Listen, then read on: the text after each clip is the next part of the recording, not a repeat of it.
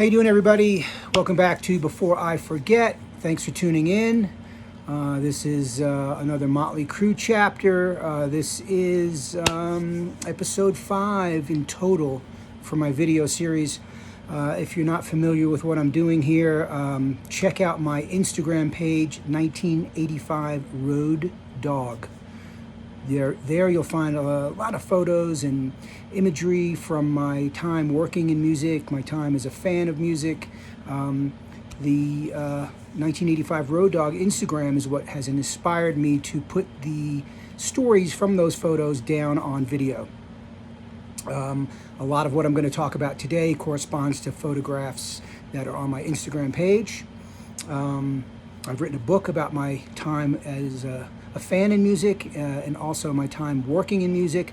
I've got a finished book. I'm working on getting it published, and I've got a TV series that I'm working on at the moment, centered around late 70s, early 80s, group of friends growing up in the rock and roll scene in New York. And I've also got a finished script about my time working as a nightclub DJ in the early 80s. So I've got a lot of things that I'm working on, a lot of writing, plenty of content. So many people ask me about the photographs on my Instagram page, 1985 Road Dog, that I decided to start telling the stories to get everything down on video before I forget. As the years tick on, you start forgetting things, or you start forgetting, little tidbits of stories that are really interesting and funny. So here I am getting it down on tape for you. Again, keep in mind this was the 1980s, early to mid 1980s. It was a different time. People's philosophies were different. Rock and roll, drugs, sex, partying, insanity. It was just part of the world of rock and roll back in 1980s. I mean, there was no, it was very loose. So everybody, keep that in mind when you're listening to what I'm describing in these stories from the old days with Motley Crue. Anyway, so the last we were connected with Motley, we saw them in New Haven, Connecticut, left Nikki Sixx at like 3 o'clock in the morning. Insane scene. We drove home, myself and my friend Bruno Ravel. We drove home from New Haven, Connecticut to Queens. I got in my car, went home from Queens. I lived in Nassau County, Long Island, about 20 minutes from Bruno, 30 minutes maybe, or longer if the traffic was crazy. So I drove home, worked in the afternoon at Important Record Distributors, where I worked. I worked there. Well, I kind of worked. I dragged myself through the day because I was so hungover. And then later on in the day, we connected. Bruno and I connected again. He came out from Queens because Motley Crue was playing Nassau Coliseum on Long Island, which is a very famous arena. Pretty much every band out there in the circuit in those days played the Nassau Coliseum. Not too far from Manhattan, about 30 minutes from Manhattan. Because Nassau County was my home territory and Nassau Coliseum was kind of like home base, a lot of extra friends were joining us because they had heard stories about me and Bruno hanging out with Motley in New Jersey, and then the next night in New Haven, and here we are on day 3, and everybody's heard the stories about us partying and hanging with Motley, so we had a lot of extra people join us. I must stress, if you're ever going to try to party or hang out, or not that this stuff goes on much these days, but if you're going to try to get backstage to a show, 2 people max. I mean, anything more than that, you're narrowing the opportunity. Too many people's no good. But when we went to see, what happened was Tommy had given me his in New Haven. Tommy had given me his secret hotel name. Back in the day, everyone checked into a hotel under an alias, Jack Daniels or Marshall Stack or, Paul Bunyan or whatever. So everybody had, I can't remember what Tommy's name was, but he had given it to me. I called the hotel, the Island Inn, about 15 minutes from the Nassau Coliseum, 10, 15 minutes. Called the Island Inn. Tommy gave me his room number, and we went over there. It was we being myself, Bruno Ravel, Kelly Nichols was with us. Kelly at the time was a roadie for a cover band on Long Island, a very popular cover band called Hot Shot. And in that cover band was Bruno Ravel and Steve West, who later went on to form Danger Danger. So Kelly was there, Mike Pont was there, and some other people were there. It was nuts. We went to see Tommy. As soon as we entered the room, high fives, Motley handshake, dudes, all the craziness.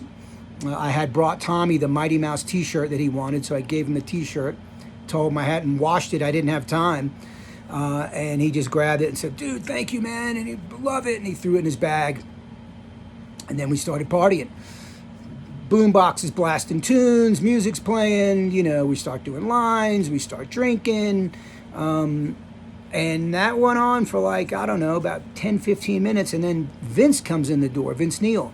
Tommy and Vince were rooming together, and Vince was in a bad mood, and he started looking for his wallet. He couldn't find his wallet, and he started accusing us of stealing his wallet.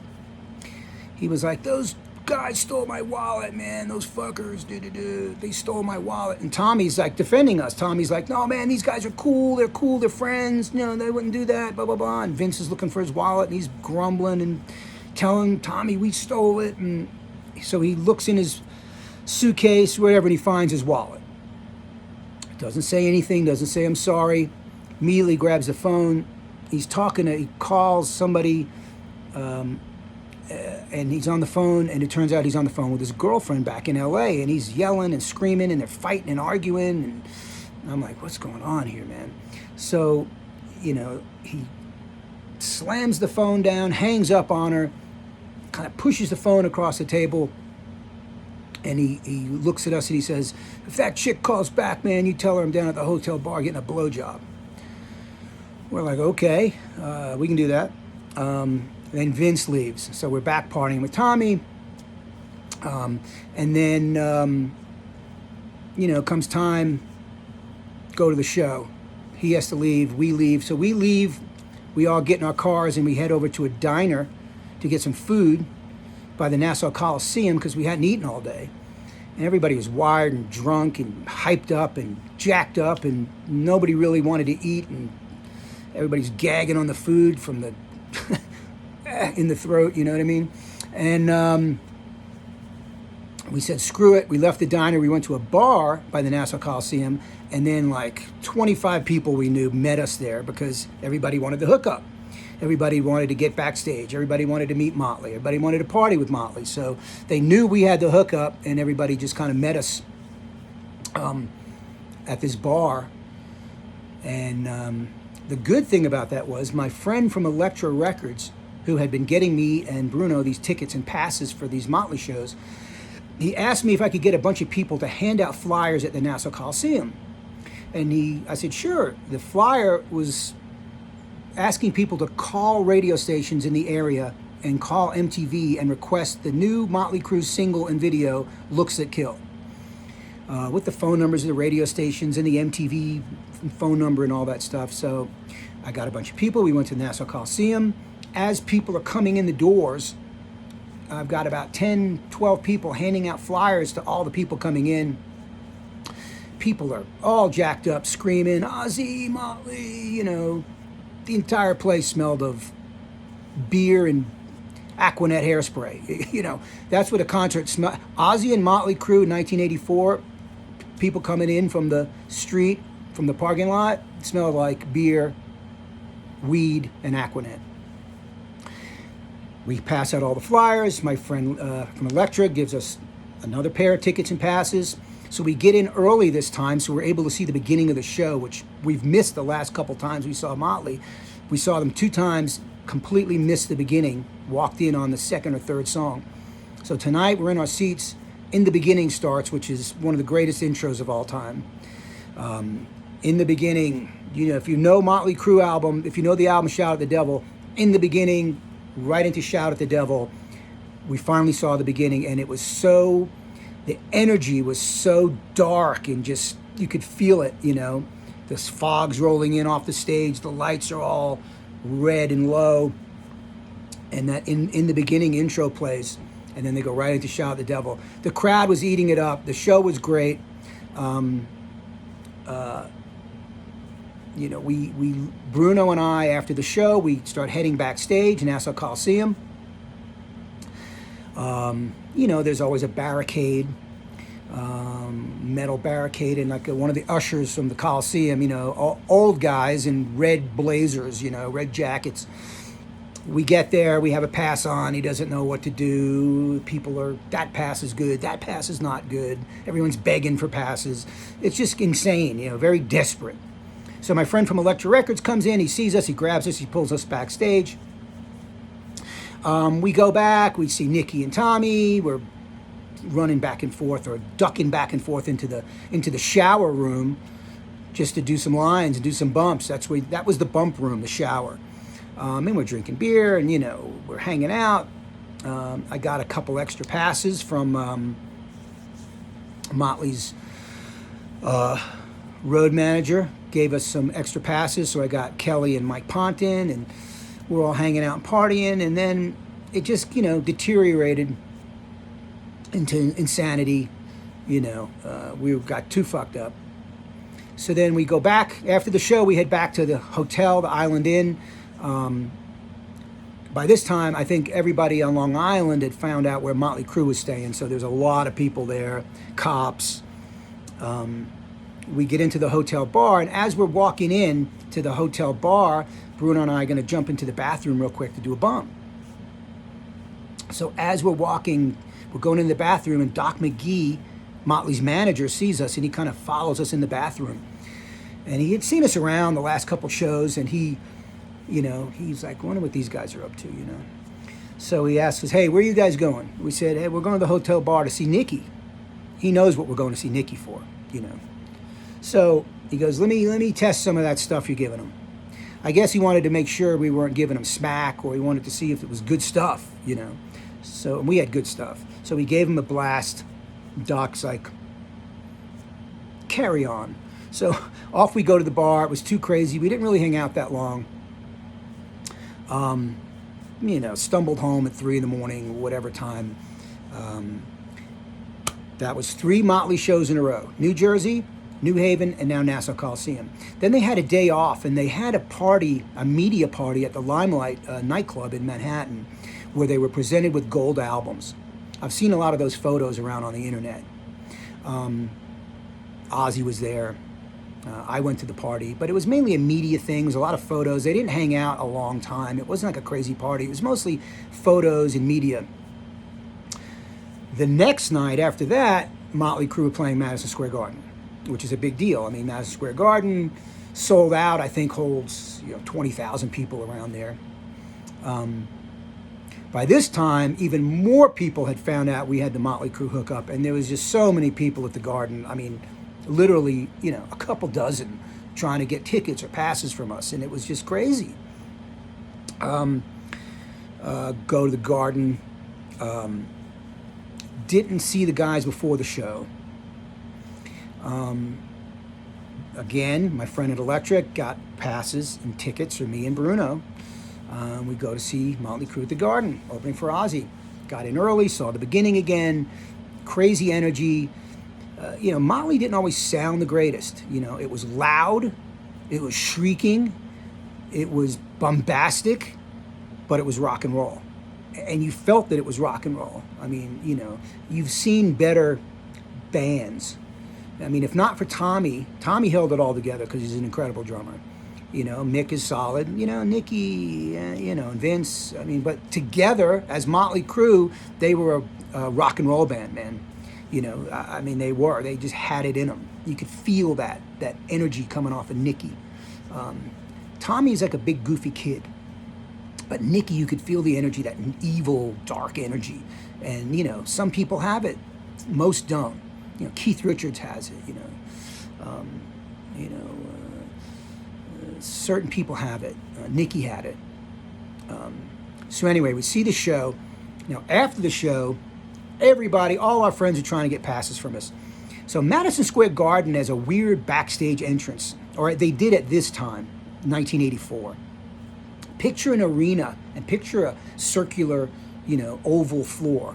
Right in the middle of the floor, on the side where the seats start, was an entrance where you went into the backstage. Kind of like where the hockey players would go in, at halftime. Or I've seen videos of Frank Sinatra at the Garden, and he comes out through that curtain in the middle of the floor and he walks up onto the stage.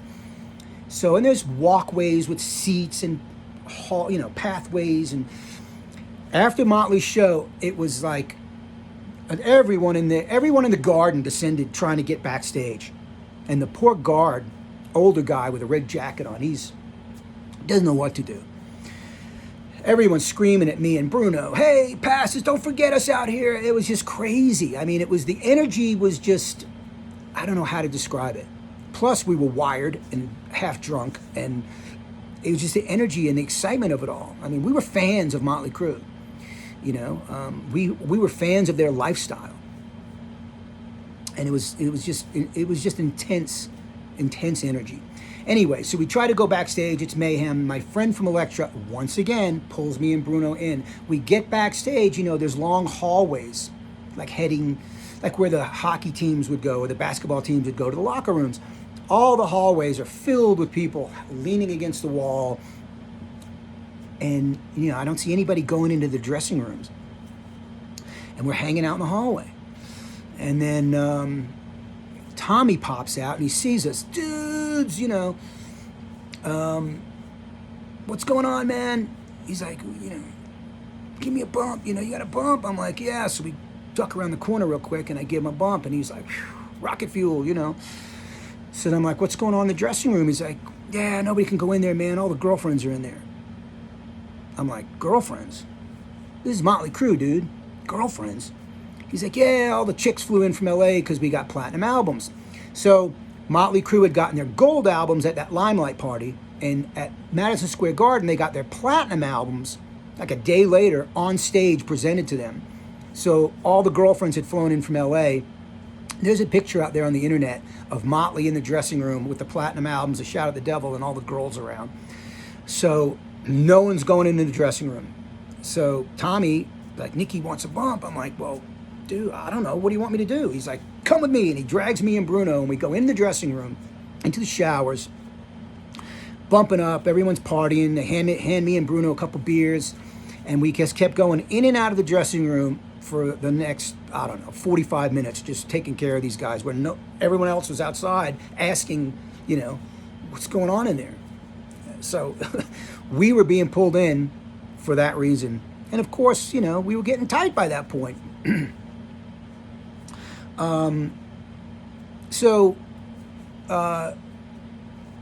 I say to Tommy, "There's a lot of my friends outside, my brother's outside, and in the seats. Can I get some more passes? Everybody wants to come back and party." And he was in such a good mood because he had just gotten a platinum album, and we were bumping him up, and he was all happy. He goes, "Come with me, dude." So we walk down the hallway, through the curtain, past the barricade, out into the seats of the arena. And Tommy says, "Where are your friends?" I go, "Right there." There's like 10 people standing on the railing. Dozen people standing on the railing. I go, "They're right there." He says to the guard, he goes, "I just played on stage, man, and these are my friends. I want them in." And the guard let us in, let him in. And Tommy's waving people. "Come on, man." He's waving people. After that, the backstage area was like gridlock. You couldn't move. Me and Bruno back and forth into the dressing room. We said our goodbyes, and that was that. And that ended our 4 days of Motley Crue shows. New Jersey, New Haven, Nassau Coliseum on Long Island, and Madison Square Garden. So that was 4 days. That was the breaking in of the partying with Motley. We didn't, they went out on tour. They continued their tour. They came back to New York in June. This is January of 1984 right now, but they came back in June of 84 to play 2 nights at the Beacon Theater with Rat opening. The Beacon is like, 2,500 seats, 2,800 seats, something like that. And it's in the heart of Manhattan. Motley headlined and Rat opened. Those 3 days there, because Rat had also played the night before, those 2 nights with Motley, Rat headlined their own show at L'Amour nightclub in Brooklyn. Those 3 or 4 days were crazy, crazier than what we've experienced. And then we get into later on in Theater of Pain and all that kind of stuff. But there was more Motley craziness to come. Probably, I mean, it just kept getting crazier and crazier. It was never slowing down. It was always getting nuttier and nuttier. And Tommy and Nikki were getting comfortable, with us. And we were, getting comfortable with them. And we met their road manager, Rich Fisher, and we met Fred Saunders, their security guy. And so we started getting integrated with the Motley, touring crew. And it just kept getting more and more crazy. So that is, that sums up the first part of my Motley Crue experiences. There's many more to come. Let's me real quick look at something here.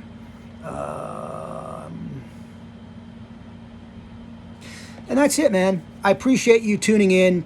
This was a bit of a long video, but thanks for tuning in. I really appreciate your support. I do these videos in one shot. I sit down, I do them, I don't edit them, I don't do anything to them. I put them out just as recorded, mistakes, flubs, whatever. Again, the purpose of this is to document my stories about my life in music as a fan and as somebody that worked in the business. More videos coming soon. Thank you so much. 1985 Road Dog on Instagram. Before I forget on Instagram, and my YouTube is before I forget. Thanks so much. Speak to you soon. Have a great week. Bye-bye.